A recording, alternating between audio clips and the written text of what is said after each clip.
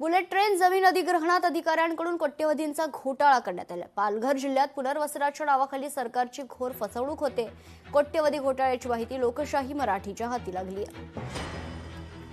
केंद्र सरकारचा महत्वाकांक्षी असलेला बुलेट ट्रेन प्रकल्प, याच बुलेट ट्रेन प्रकल्पाचे भूसंपादन होत असताना पुनर्वसनाचा मोबदला लाटण्यासाठी प्रकल्पाचा अंतिम DPR मंजूर झाल्यानंतर बुलेट ट्रेन प्रकल्पाच्या अलाइनमेंटमध्ये शेकडो घरे उभारली गेली। ही जी घरे उभारली गेली ही घरे ही प्रकल्प बाधित होणार म्हणून पालघरच्या पुनर्वसन विभागाकडून याच घरांना कोट्यावधी रुपयांचा मोबदला देण्यात आला।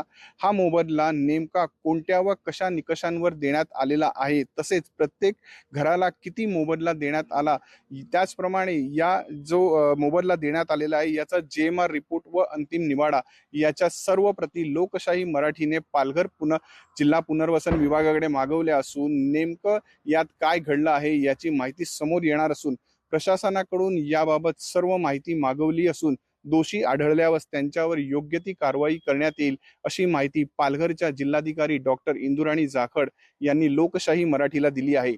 प्रवीण बाबरे, लोकशाही मराठी, पालघर। आपल्याकडनं जी माहिती भेटली आहे त्यामध्ये बुलेट ट्रेन मधले घरांना मोबदल्याच्या बाबतीमधली एक तक्रार आपल्या हेड ऑफिसला आलेली आहे। सध्या स्थितीत जे मी आमचे लँड ॲक्विजिशन ऑफिसर आणि बुलेट ट्रेनचे अधिकारी यांच्याकडनं माहिती घेतली, त्यातनं असं दिसतोय की 131 घरांना त्यांनी मोबदला दिला आणि डिमॉलिश केलेले आहे। या सर्व प्रकरणाची योग्य ती चौकशी करून आपण जे सर्व डिटेल्स आहे आणि जर काही चुकलं असेल तर कारवाई करण्याचेही आदेश दिलेले आहेत आणि निश्चित यामध्ये आम्ही सखोल चौकशी करून हा विषय मार्गी लावू।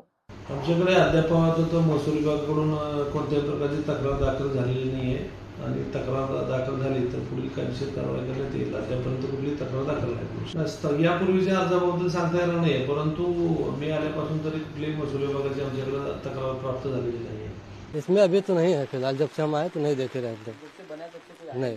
यही आगे से सब में चाली में रहते सब लोग। और वो सभी में ऐसी प्रॉब्लम होती है?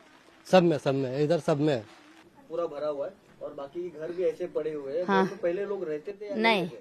आगे हैं, यहाँ पे नहीं है। पानी इतना ज्यादा भरा तो कौन रहेगा यहाँ पे? यहाँ पे कोई नहीं रहता। नहीं है। ये भी घर कब बने ये? अब हो गया है 4-5 साल यहाँ पे बना हुआ। क्या कोई रहने नहीं आता नहीं, क्योंकि पानी भर रहा है। हाँ। लोकशाही मराठी ऐका, पहा, जागरूक रहा।